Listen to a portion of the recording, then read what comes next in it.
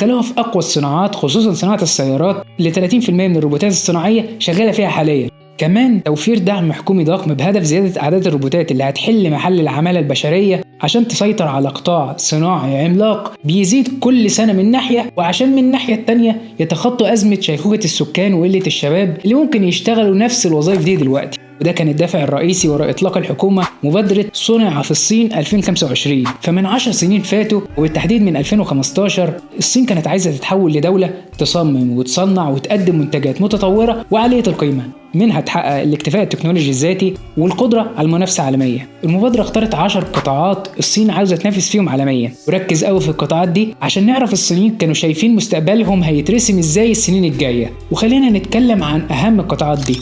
أول قطاع هو تكنولوجيا المعلومات، بما في ذلك الذكاء الاصطناعي والتطبيقات الذكية. بعدها يجي قطاع الأتمتة وصناعة الروبوتات، وبعدها قطاع الطاقة الخضراء والصناعات